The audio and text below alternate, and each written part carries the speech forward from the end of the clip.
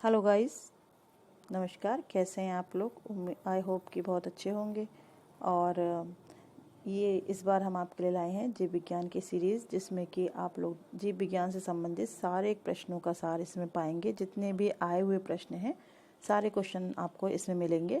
और ये आपके लिए वनडे एग्ज़ाम्स जितने भी होते हैं, चाहे वो PCS हो या फिर CGL हो, NTPC हो, कोई भी वनडे एग्ज़ाम्स के लिए UP SSC हो, सब में काम आएंगे। ठीक है, तो आप लोग इसको अगर देख लेंगे तो पूरा आपका जीव विज्ञान कवर हो जाएगा। ये हमारे कुछ पार्ट्स में आएंगे वीडियोस, और आप उसको ध्यान से देखिएगा, डेली एक पार्ट, और उससे आपका पूरा जीव विज्ञान कवर हो जाएगा। आपको कहीं से भी और पढ़ने की ज़रूरत नहीं बचेगी। हम इसमें पॉइंटर फॉर्म में लाए हैं, लेकिन इसके बाद हम लोग जिन लोगों को एक्सप्लेनेशन भी चाहिए उनको हम बड़े फॉर्म में भी लेकर आएंगे। तो अभी ये हम आपको एक गो थ्रू लेकर जा रहे हैं इसमें पूरे जीव विज्ञान में। ठीक है, जो क्वेश्चंस पूछे गए हैं, मेनली ये वो क्वेश्चंस हैं जो पूछे गए क्वेश्चंस हैं, जो आज तक पूछे जाते हैं बार बार। तो एक बार आप इन क्वेश्चंस को भी कर लेंगे तो आपको एक अच्छा आइडिया हो जाएगा जीव विज्ञान का। तो सबसे पहले हम देखते हैं जीव विज्ञान की उपशाखाएं।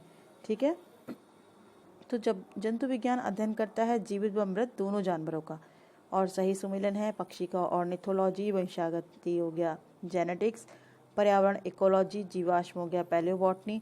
फूलों के अध्ययन को कहते हैं एंथोलॉजी। कीटों के वैज्ञानिक अध्ययन को कहते हैं एंटोमोलॉजी। विषय जो जनसंख्या व मानव जाति के महत्वपूर्ण आंकड़ों के अध्ययन संबंधित है, दैट इज जनांकिकी। विभिन्न संस्कृतियों के वैज्ञानिक विवरण के तुलनात्मक अध्ययन को कहते हैं इथेनोलॉजी। जैविक जगत में होने वाले कार्य गुण पद्धति के अध्ययन को हम बोलते हैं बायोनिक्स।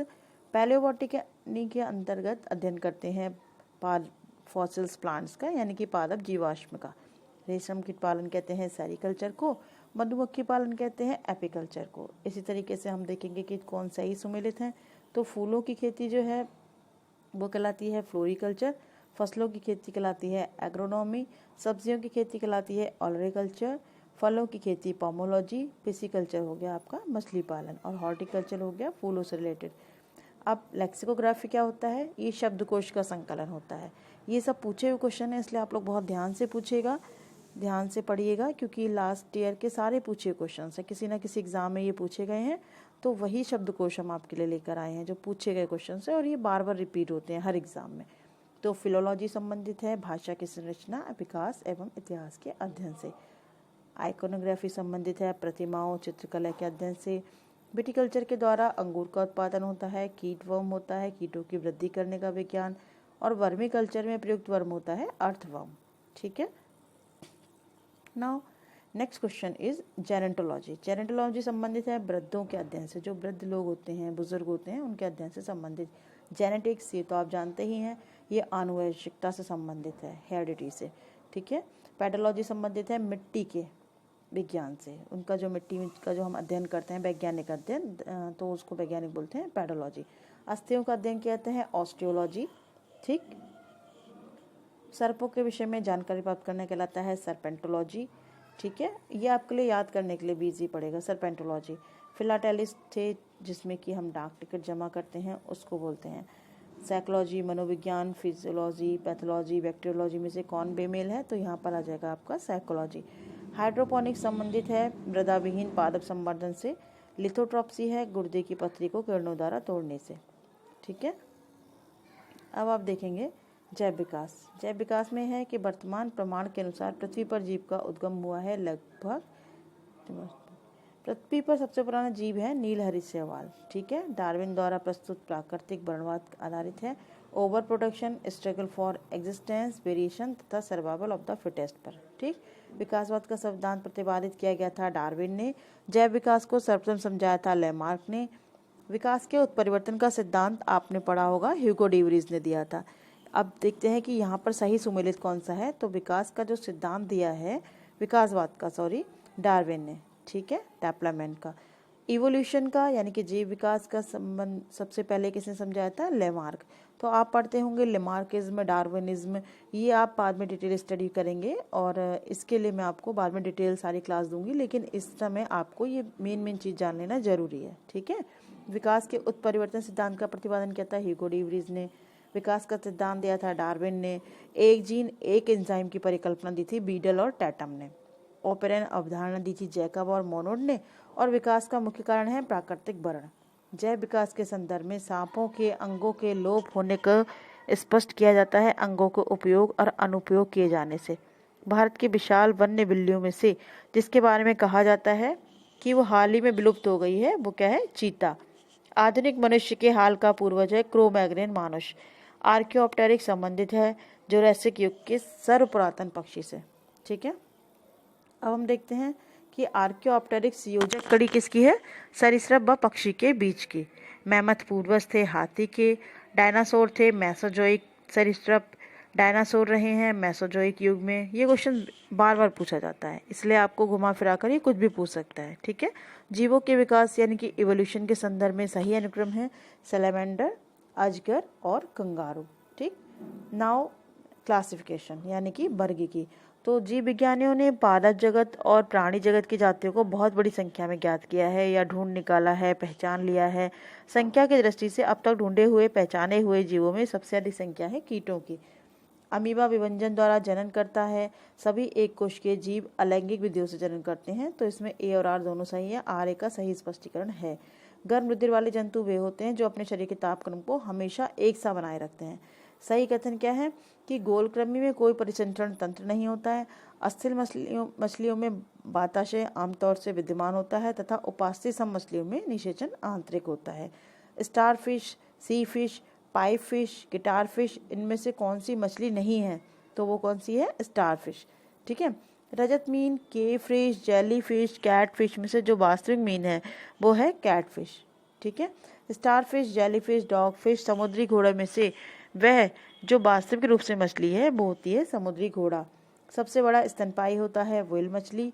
और व्हेल जो प्राणी होता है वो आता है स्तनपाई वर्ग में यानी कि मैमल्स में। ठीक है, शार्क, स्क्विड, ऑक्टोपस तथा व्हेल में से कौन से मैमल्स होते हैं? ये होते हैं व्हेल। ठीक है, ये बाकी सारे व्हेल के इसमें से केवल व्हेल ही केवल स्तनपाई है। Finback whale, blue whale, sperm whale, humpback whale प्रजातियों में से दांत वाली व्हेलों में विशालतम होते हैं स्पर्म व्हेल। एकेडिना कंगारू से ही व्हेल में से जो अंडे देता है और सीधे बच्चे नहीं देता वो क्या होता है? एकेडिना। उड़ने वाला स्तनपाई है चमगादड़। उड़ने वाले जीवों में से जो पक्षी वर्ग में नहीं आता है वो कौन सा हो जाता है आपका? चमगादड़, क्योंकि चमगादड़ पक्षी वर्ग में नहीं आता है, चमगादड़ मैमल होता है। ठीक है, मैमल मतलब स्तनपाई वर्ग से आते हैं। समुद्री गाय, समुद्री घोड़ा, समुद्री सिंह में से कौन स्तनधारी है यानी कि मैमल्स हैं? तो वो है समुद्री गाय और समुद्री सिंह। डॉल्फिन वर्गीकृत किए जाते हैं स्तनी में। सील है एक स्तनपाई। एम्फीबिया बताता है जल और स्थल दोनों पर ही रह सकने वाले पशुओं को। वह गुण जो मनुष्य को अन्य सभी बानर गुणों से पृथक करता है वह है जानने की इच्छा प्रकट करना। गिवन, गोरिल्ला, लंगूर, औरंग उटान में से कपी नहीं है क्या? लंगूर। लंगूर इनमें से कपी नहीं है, कपी मतलब बंदर। मानव सदृश लघुत्तम कपी मतलब सबसे छोटा जो कि मनुष्य की तरह देखने में है वो कौन सा है? गिब्बन। ठीक है, गाय, बकरी, भेड़, हिरन में से नीलगाय आती है हिरन कुल में। और ऑक्टोपस क्या है? एक मृदु कवची यानी कि इसको बोलते हैं मोलस्क। ऑक्टोपस एक मोलस्क है ना कि मैमल। सबसे बड़ा अकशेरुकी कौन है? स्क्विड। ठीक, केकड़ा, बरूथी, बिच्छू, मकड़ी में से वह जीव जो अन्य जीव तीनों के वर्ग के नहीं है वो है केकड़ा। व्हाइट लेग हॉर्न एक किस्म का है कुक्कुटों की। टिक और माइट वास्तव में होते हैं मकड़ी वंशी और जुगनू होता है एक कीट। खटमल, मक्खी, घरेलू मक्खी, मकड़ी, मच्छर में से जो कीड़ा नहीं है यानी कि कीट नहीं है वो क्या है? मकड़ी। मकड़ी कोई कीड़े में नहीं आती है। ठीक है, तो मकड़ी जो होती है वो ऑर्थोपोड में आएगी। मकड़ी कीट में भिन्न होती है क्योंकि मकड़ी में पाई जाती है 8 टांगे। तितली, तिलचट्टा, मच्छर और मकड़ी में कीट नहीं है मकड़ी। ये बार बार क्वेश्चन रिपीट होता है। वह ग्रुप जिसके जंतु प्रायः रात्रिचर होते हैं वो यानी कि नॉकटर्नल मतलब रात में ही निकलते हैं वो होते हैं मच्छर, चमगादड़ और उल्लू। ठीक है, मच्छरों के बारे में निम्नलिखित कथनों पर विचार करिए कि वे नर रक्त चूसते हैं। केवल मादा रक्त चूसती है। मादा पौधों का रस चूसती है। मादा की अपेक्षा नर के डैने बड़े होते हैं। नर की अपेक्षा मादा के डैने बड़े होते हैं। इनमें से कौन सा सही है? तो इसमें से दूसरा और पांचवा सही है। मोलांक, ऊंट, जेबरा, यूरोमेट्रिक्स में से वो प्राणी जो अपनी आंतजंग का संग्रह करता है वो है ऊंट। सर्पों की विष ग्रंथियां की समांग है कश्र के प्राणियों की लार ग्रंथियों की। ठीक है, सांप के जहरीले विषदंत होते हैं जो कि रूपांतरित जीव होते हैं वो होते हैं जंबिका दंत के। चट्टानों पर उगने वाले पादप कहलाते हैं शैलोद्भिद। पैशन फ्लावर पादप घटपर्णी, रात की रानी तथा फ्लेम ऑफ द फॉरेस्ट में कीटाहारी पादप होता है घटपर्णी। घटपर्णी के स्तंभ, पत्ता, अनुप्रस्थ, पर्णवृत्त भागों में जो घट रूपांतरित होता है वो होता है पत्ता, यानी कि एक पत्ता जो होता है इसका वो घट की शेप ले लेता है। सुमेलित है ईस्ट में हो गया किण्वन, कैसिन हो गया दुग्ध की प्रोटीन, एलोवेरा होती है आवृत बीजी, घटपर्णी होती है प्रकाश संश्लेषण। निपेथिस खासियाना घटपर्णी नामक दुर्लभ और आपातीय पौधा प्रायः पाया जाता है मेघालय में। पौधे का वह भाग जिससे हल्दी प्राप्त होती है वो भाग होता है तना। हल्दी के पौधे का खाने लायक हिस्सा होता है प्रकंद, और फलों का वह प्रकार जिसमें लीची को रखा जा सकता है वह है डूब। यदि किसी उभयलिंगी पुष्प में पुमंग और जायंग अलग अलग समय पर परिपक्व होते हैं तो इस तथ्य को कहा जाता है भिन्न काल पक्वता। आलू, शकरकंद, बंडा, जिमीकंद, अधोभूमि उत्पादित सब्जियों में से एक रूपांतरित जड़ होती है शकरकंद। गन्ना, अदरक, आलू, शकरकंद में जिसमें कि वो संग्रह अंग तना नहीं होता है वो होती है शकरकंद। शलजम, अदरक, गाजर, शकरकंद में से जो तना है वो होता है अदरक। सुमेलन है प्रकंद हो गया अदरक, स्तंभकंद हो गया आलू, शलकंद हो गया लहसुन, और घनकंद क्या हो गया जिमीकंद या सूरन। गाजर, शकरकंद, नारियल और आलू में से कौन सा रूपांतरित स्तंभ मतलब स्टेम, ठीक है, तो वो होती है आलू। तो आलू एक क्या है कंद।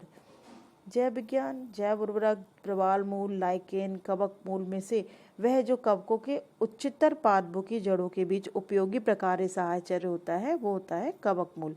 फलीदार पादपों की जड़ों में उपस्थित गांठों में पाए जाने वाले जो नाइट्रोजन फिक्सेशन यानी कि नाइट्रोजन स्थिरीकरण जीवाणु हैं वो क्या कहलाते हैं सहजीवी। सहजीवी आप लोग जानते हैं क्या होते हैं। सहजीवी का मतलब होता है कि साथ साथ रहकर कवक उसके लिए जो नाइट्रोजन फिक्सेशन बैक्टीरिया होते हैं वो पौधों के लिए नाइट्रोजन फिक्सेशन का काम करते हैं एटमॉस्फेयर से, और पौधे उसके बदले उनको अपना फूड देते हैं, ठीक है। तो मटर पौधा होता है शाक, तना काट आमतौर से प्रयोग किया जाता है गन्ना प्रवर्धन के लिए। लौंग होती हैं बंद कलियां, जीरा, लौंग, काली मिर्च, हल्दी में से जो पुष्पकलिका होती है वो होती है लौंग। लौंग प्राप्त की जाती है शुष्क पुष्पकली से। यहाँ सुमेलित है अदरक राइजोम, केसर हो गया पुष्प की वर्तिका और वर्तिकाग्र, अफीम हो गया अफीम की डूंडी, सन हो गया तना, केसर होता है सूखा मिश्रण फूल के बीज बनाने वाले भागों का। सुमेलित है अदरक हो गया प्रकंद, प्याज हो गया मांसल पर्ण, आलू हो गया रूपांतरित तना, और नारियल हो गया भ्रूणपोष। तना, बीज, जड़, फल में से आलू का खाने योग्य भाग होता है तना। आलू, मूली, भिंडी, शकरकंद में से एक फल होता है भिंडी। पादप कली है एक भ्रूणीय टहनी। कॉर्क प्राप्त होता है क्वैकर्स सुबर नामक पेड़ से। लहसुन की अभिलक्षणिक गंध का कारण होता है सल्फर यौगिक, ठीक है। प्याजों के छिकले उतारने पर आंसू हो जाते हैं क्योंकि प्याज निम्नलिखित में से क्या करते हैं निष्कासित करते हैं सल्फेनिक एसिड। जीवन चक्र की दृष्टि से पौधे का सबसे महत्वपूर्ण अंग होता है पुष्प, और मिर्च की तीक्ष्णता का कारण होता है कैप्सेइन की उपस्थिति मतलब प्रेजेंस। लाल तीखी मिर्च में क्या उपस्थित होता है कैप्सेइन।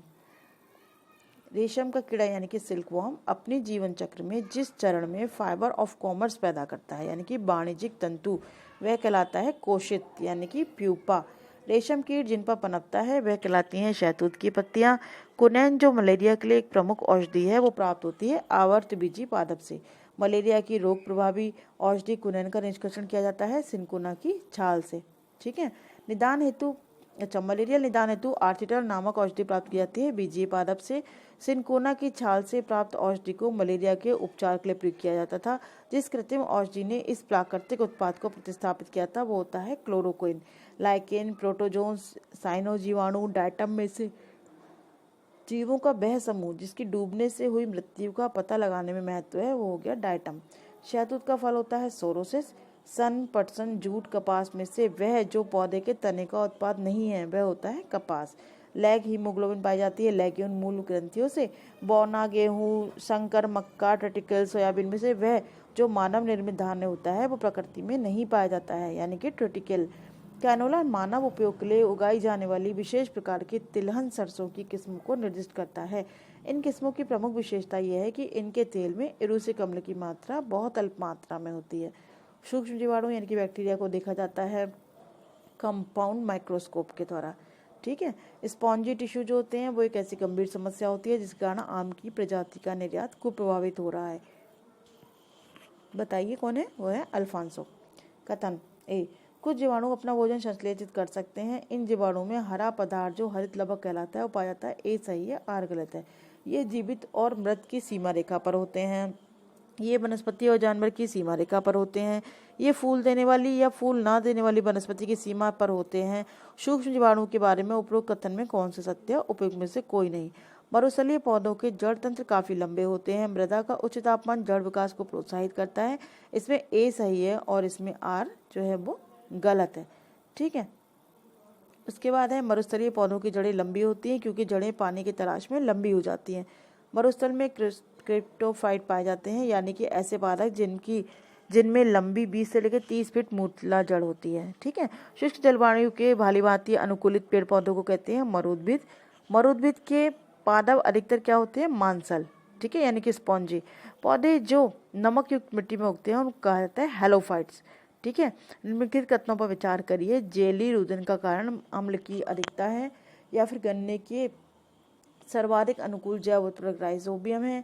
नमकीन पानी में उगाए जाने वाले पौधे थैलोफाइट कहलाते हैं। सुचिता अवस्था तोड़ने वाला हार्मोन है साइटोकाइनिन। तो इसमें केवल 4 और 1 सही है। एपीफाइट्स वे पौधे होते हैं जो अन्य पौधों पर निर्भर होते हैं, यानी कि यांत्रिक अवलंबन के लिए। एपीफाइट्स जल की अधिकतम मात्रा जिनकी पौधों को आवश्यकता होती है वे उसे अवशोषित करते हैं, वो है जड़ों के बालों से। हाइड्रोफाइट कहते हैं एक जलीय पौधे को, और पौधों द्वारा ली गई विकिरण ऊर्जा का परिणाम होता है जल का प्रकाशीय अपघटन। स्वजीवी हो गए उत्पादक, परोपजीवी हो गए उपभोक्ता, मृतोपजीवी हो गए विबंधक। प्रथम पोषक स्तर के अंतर्गत आते हैं हरित पादप। ठीक है, आर्किया बैक्टीरिया के समूह में उत्पादन के लिए उपयोग में लाया जाता है। मीथेन के अधिकांश कीट शोषण करते हैं। वातक यंत्र से जमी हुई झील के अंदर मछली जीवित रह सकती है क्योंकि तलों के निकट पानी नहीं जमता है।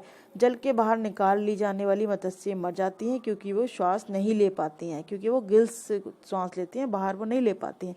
मछलियों में समानता शोषण होता है गलफड़ों के द्वारा, यानी कि गिल्स के द्वारा। सेब के फल में लाली का कारण होता है एंथ्रोसायनिन। टमाटर के रंग में लाइकोपीन होता है इसका कारण, और पपीते में पीले रंग का कारण होता है कैरिकाजेंथिन। हाल ही में हमारे वैज्ञानिकों ने केले की पौधे की एक नई और भिन्न जाति की खोज की है जिसकी ऊंचाई लगभग 11 मीटर तक जाती है। उसके फल का गूदा नारंगी रंग का होता है। वो भारत के किस भाग में खोजी गई है? यानी कि अंडमान द्वीप में। जीवित प्राणियों का वह समूह जो एक ही स्पीशीज से संबंधित होता है, चीनी, अमेरिकी, भारतीय और काले अफ्रीकी।